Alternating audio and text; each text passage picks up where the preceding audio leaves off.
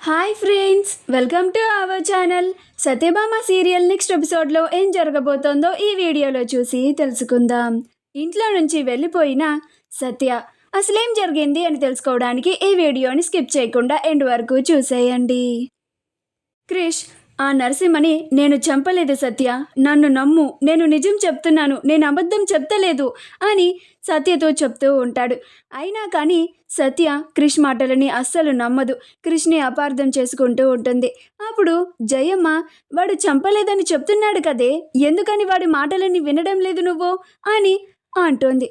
అప్పుడు భైరవి, ఎందుకు దాన్ని గంతగనం బతిలాడుతుర్రు? క్రిష్ని ప్రేమించి పెళ్లి చేసుకుంది, క్రిష్ అలాంటోడు, దానికి గా మాత్రం తెలీదా అని అంటుంది.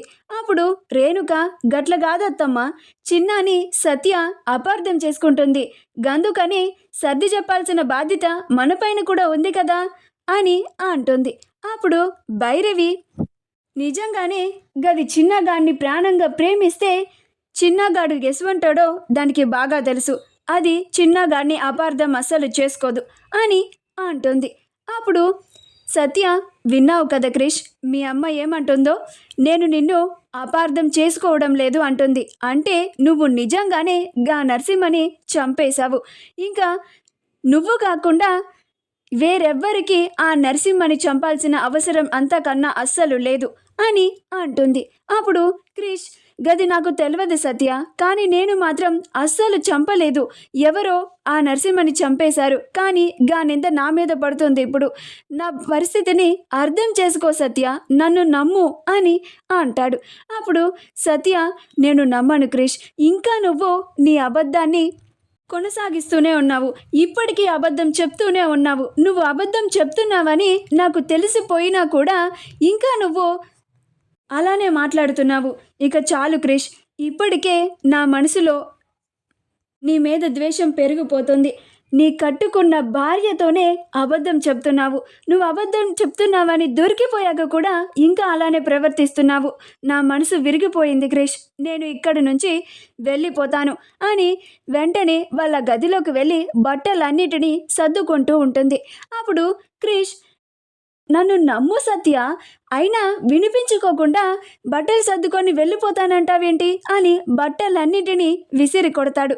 అప్పుడు సత్య, నేను నమ్మను క్రిష్, ఇక నేను నిన్ను జీవితంలో అస్సలు నమ్మను, నేను నీ మీద పెట్టుకున్న నమ్మకాన్ని పోగొట్టుకున్నావు అని అంటుంది. అలా బట్టలన్నిటినీ సర్దుకొని ఇంట్లో నుంచి వెళ్ళిపోవడానికి వచ్చేస్తూ ఉంటుంది. క్రిష్, సత్య ప్లీజ్ సత్య, నువ్వు ఇంట్లో నుంచి వెళ్ళిపోక సత్య, నువ్వు లేకుండా నేను బ్రతకలేను, నువ్వే నా ప్రాణం, నీకోసమే నేను మారిపోయాను సత్య, అది ఎందుకని నువ్వు అర్థం చేసుకోవడం లేదు అని సత్య వెనకాల వెళుతూ ఆపుతూ ఉంటాడు. అయినా సరే సత్య అస్సలు పట్టించుకోదు. నేను అస్సలు నమ్మను క్రిష్, నువ్వు మారావు అంటే అస్సలు నమ్మను, నువ్వు ఎంత కోపంగా నేను ఎంత బ్రతిమిలాడినా కానీ ఆ నరసింహని చంపుతాను అనే వెళ్ళావు, అలాంటిది నువ్వు నా కోసం మారి తిరిగి వచ్చావు అంటే అస్సలు నమ్మశక్యంగా లేదు, నన్ను ఈ ఇంట్లో నుంచి వెళ్ళిపోనివ్వు అని అంటుంది. అప్పుడు క్రిష్, నువ్వు ఇంట్లో నుంచి వెళ్ళిపోవడానికి సమస్యకి పరిష్కారం కాదు సత్య, మన ఇద్దరి మధ్యన ఇంకా దూరం పెరిగిపోతుంది అని అంటాడు. అప్పుడు సత్య, ఇద్దరం కలిసి ఉంటే ఇంకా నువ్వు చెప్పబోయే అబద్ధాలని విని తట్టుకునేంత శక్తి నాలో లేదు, దయచేసి నన్ను వెళ్ళిపోనివ్వు అని ఇంట్లో నుంచి బయటికి వెళ్ళిపోతుంది. మహాదేవయ్య, రుద్ర వాళ్ళంతా సత్య ఇంట్లో నుంచి వెళ్ళిపోయిందని చాలా సంతోషపడుతూ ఉంటారు. మా వీడియో కనుక మీకు నచ్చినట్లయితే లైక్ చేయండి, షేర్ చేయండి, మా ఛానల్ని సబ్స్క్రైబ్ చేసుకోండి, పక్కనే ఉన్న బెల్ ఐకాన్ని క్లిక్ చేయడం మాత్రం మర్చిపోకండి.